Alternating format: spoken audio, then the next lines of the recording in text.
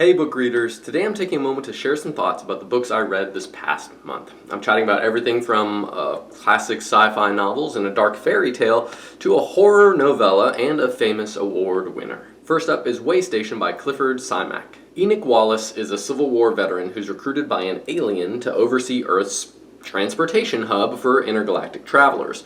For over 100 years, he's been in charge of this waystation, which looks exactly like the home he lived in. Enoch also only ages when he's outside of the way station, exploring an area nearby and chatting with his neighbors like the mailman. To outsiders, Enoch is a strange recluse, but nothing more. But then the CIA decides to check him out and meddle in his affairs. A few things make this book enjoyable. First, we get glimpses of different alien species. There's not a ton of information about them, but just enough to keep the reader curious. The second thing is the characters. There are aliens with abilities and technology far beyond our comprehension, yet Enoch befriends them and genuinely cares for them. And the third thing is Enoch's dilemma. He's torn between several things.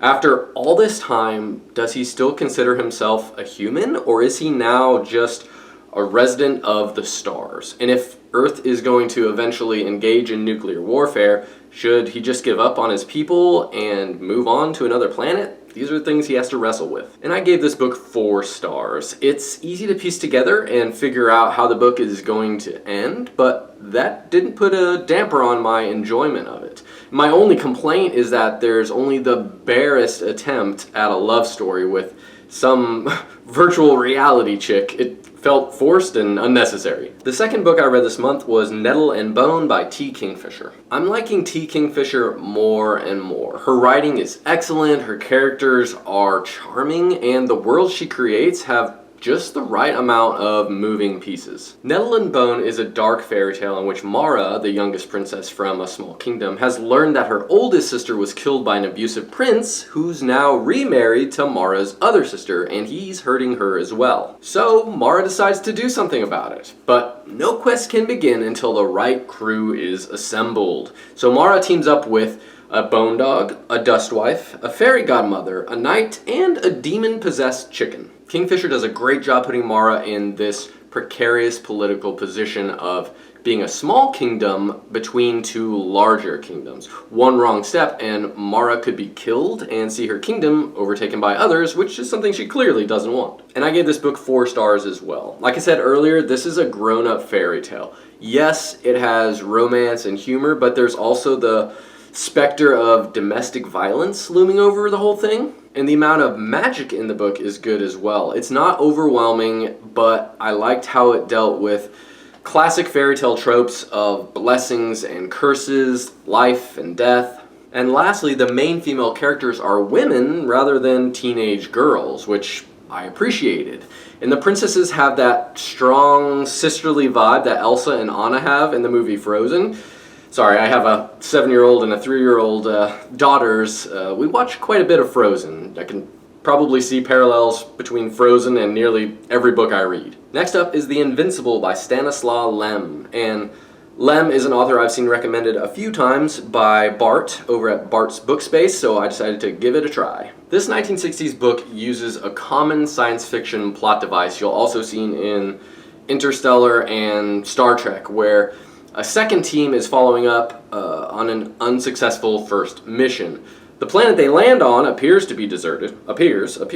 But of course, we know it isn't. Now, the mystery about what happened to the first team in this book is solid, but the aha moment is too spot on. They explain everything, which I guess is almost required since it's kind of complicated, but still. Now the crew tries to wrap their heads around understanding the planet's evolution and alien intelligence.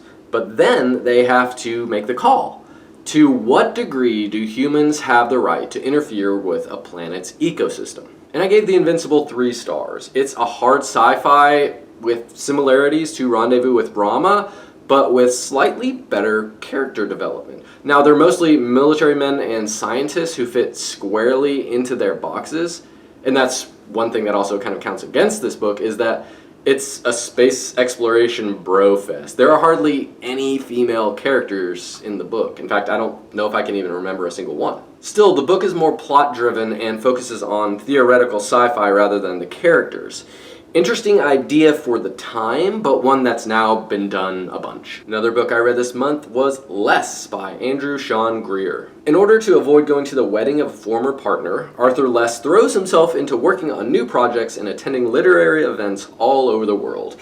Less is a sad man who, as he approaches his 50th birthday, is mourning the loss of his youth, his career, and his love life. But the biggest theme of the book is the fear of aging. Arthur Less doesn't want to age at all. He dreads turning 50 and wants to remain young forever. Unfortunately for him, no one defeats Father Time. Less is a sorrowful but likable character. He was once the lover of a famous poet, but is a subpar writer himself. While he's not all that special, his true gift is how he makes his partners feel special. He's also accidentally funny. For instance, he overestimates his ability to speak German, so that he sounds like a child whenever he's speaking to a native German speaker. And in that way, Arthur Less reminded me a bit of Nabokov's character, Professor Panine, who's oblivious to all of his bumbling missteps. And I gave Less 4 stars. What's great about this book, besides the character of Arthur Less, is how you feel like you're part of this circle of literary friends, acquaintances, and fictional writers. Also, this book is set all over the world, which makes it a fun, globe-trekking read. Less visits New York City, San Francisco, Mexico City, Berlin, Paris, I think Italy, Morocco, and India as well. It's really fun to experience the culture through his strange eyes. Next up is 3 Miles Down by Harry Turtledove. Here's an underrated first contact story that came out a couple of years ago. The book's set in 1974 and Jerry Stiglitz is studying marine biology at UCLA with a side gig selling sci-fi short stories. Then the CIA offers him a ton of money to join a top secret project in the middle of the North Pacific Ocean. He slowly learns that although the project is supposedly either raising a sunken Russian submarine or harvesting undersea metals, that's just the cover story. The real mission is to raise an alien spacecraft from the ocean floor. Soon, Jerry is on the run from the CIA, doing what he must to stay off the grid and stay alive. And I gave this book 4 stars as well. One of my gripes is that the book could have spent like 50 more pages on the boat and the aliens. There's a lot of buildup around it, but actually not very much time spent directly exploring what I consider to be the main focus of the book. Another gripe is that there are way too many 70s pop culture references, like Watergate, Vietnam, hippies. I get it, I got it. This is happening in the 70s. Stop beating me over the head trying to create the atmosphere of the novel and show me more cool alien stuff. And one final unanswerable question. Did the main character really have all the skills necessary to be part of this mission? The book tries to show how he's uniquely positioned to play a role, but I just don't buy a university student being a better option than some expert with decades of experience in the field of marine biology. It just doesn't make sense. Another book I read this month was The Monster of Elendhaven by Jennifer Giesbrecht. In college, I majored in creative writing, and I remembered that one of my professors claimed that the best way to gauge your writing ability is to write something creepy. He said that if you can do it well and cause readers to have a physical response, that's a sign that your writing is effective. All that to say, this type of book isn't something I normally read. A gory, atmospheric horror novella with the main characters being Johann, an unkillable serial killer, and Florian, a sorcerer skilled in dark magic. These 2 different kinds of monsters feature heavily in a dark fantasy novel that feels like a sick, twisted cousin of Edgar Allan Poe. But despite it giving me a mild case of the heebie-jeebies, I only gave it 3 stars. And that's because it didn't have enough depth. Instead of the characters having redemptive qualities, they're basically just evil. It would have been way more interesting if I had some reason to root for a magical mass murderer, but no, the bad guy never outgrew his bad guy template. But if you want a gruesome story that you can read in a weekend, it'll do, but just don't expect it to be memorable for anything other than its blatant brutality. And the last book I read was Until August by Gabriel Garcia Marquez. Every August, a married woman named Ana Magdalena makes a solo pilgrimage to her mother's grave, giving her the opportunity for one-night stands with different men each year. So why does she cheat on her husband? Well, basically because she's bored. But then she gets mad at herself for cheating at her husband, but then her husband is also cheating on her maybe, so that makes her mad too. 3 stars for this book. It's a short, unspectacular romance novel that seems really scattered.